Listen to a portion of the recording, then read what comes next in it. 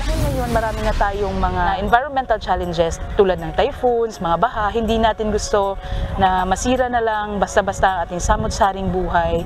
Kailangan din natin magkaroon ng aksyon para masolusyonan ito. Madalas daanan ng mga bagyo ang Pilipinas dahil sa lokasyon nito sa Pacific Typhoon Belt. Sa datos ng Pag-asa, taon-taon ay umaabot sa 20 tropical cyclone ang pumapasok o namumuo sa Philippine Area of Responsibility, kung saan ilan sa mga ito ay nagdudulot ng matinding pinsala sa iba't ibang bahagi ng bansa. Kaya ngayong buwan ng Hulyo, sa muling paggunita sa National Disaster Resilience Month, mahalagang ang bawat isa ay makatulong upang mas lalong maging handa sa mga sakuna gaya ng pagbaha at pagguho ng lupa na ating nararanasan. Dito sa ating mga bakawan or katunggan, for example, sila yung ating natural teachers of resilience. So, for me, it's important that we take our part dahil if we cannot change the world, then we can change the way we are. Kaya kasabay rin ng International Day for the Conservation of the Mangrove Ecosystem nitong July 26, layo ng pamahalaan na mapangalagaan at maparami pa ang mga mangrove sa ating mga coastal area. Ang mangrove is nursery of the sea. So, kung saan yung mga maliliit na isda yung nourish, primary na mga livelihood source of income ng mga coastal communities. So, ang mangrove din is nagbibigay ng natural na protection, bad weather. At sa ganitong mga advokasya ay nakikisa ang UNTV sa pamamagitan ng Ocean Care Initiative. Nito lamang July 24 at 26 ay nakapagsagawa ng mangrove planting at coastal cleanup sa iba't ibang probinsya sa Mindanao. Sa Surigao del Sur, nakiisa ang nasa 50 volunteers ng MCGI kasama ang ilang opisyal ng DENR at Senro sa pagtatanim ng mga mangrove sa Barangay Poblasyon, Lianga. Nasa 2,000 mangrove ang matagumpay na naitanim sa lugar.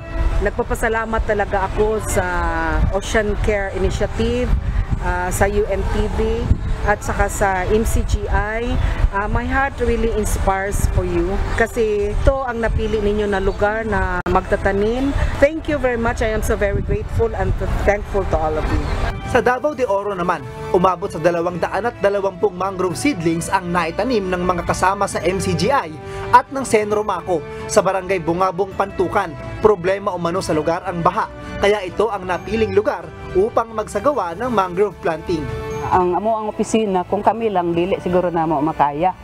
Kay pila lang mi niya ang amo ang coverage manggod from ridge to reef, meaning gikan gid sa bukid hantod sa dagat.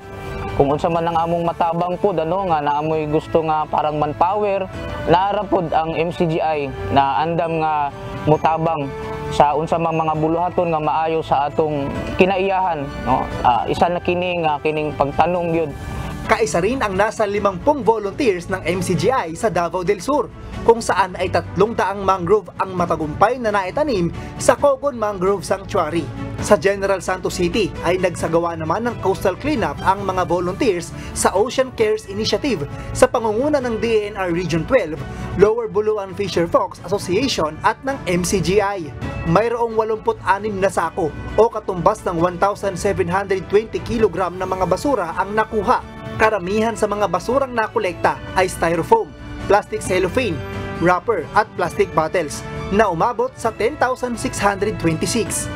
Sa kabuuan ay nakapagtanim ng mahigit 2,600 na mga mangrove sa iba't ibang lugar sa Mindanao.